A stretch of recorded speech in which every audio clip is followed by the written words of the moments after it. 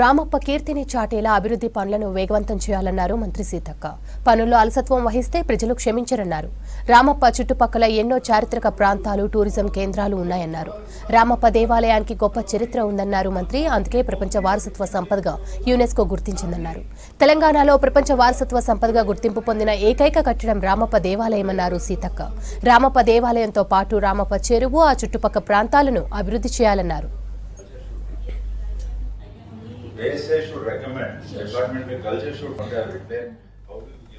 అలాగే లక్నవరం, బొగత, సమ్మక్క సారలమ్మ దేవాలయం వంటి ఎన్నో చారిత్రక ప్రాంతాలు ములుగులో ఉన్నాయన్నారు సీతక్క. అక్కడ కేంద్రీయ గిరిజన యూనివర్సిటీ ఏర్పాటు కాబోతుందన్నారు. అందుకే రామప్ప చుట్టుపక్కల సహజత్వాన్ని కాపాడుకుంటూనే అభివృద్ధి పనులు పూర్తి చేయాలన్నారు మంత్రి. రామప్ప వారసత్వ సంపద గొప్పతనాన్ని భవిష్యత్ తరాలకు, ప్రపంచ దేశాలకు చాటి చెప్పేలా ఉండాలన్నారు. ఈ యజ్ఞంలో అన్ని శాఖలు భాగస్వామ్యం కావాలన్నారు సీతక్క. ఎక్కడ లోపాలు జరగకుండా అభివృద్ధి పనులు జరగాలన్నారు. అభివృద్ధి పనుల్లో ఎలాంటి సమస్యలు ఎదురైనా తనకు చెప్పాలన్నారు మంత్రి.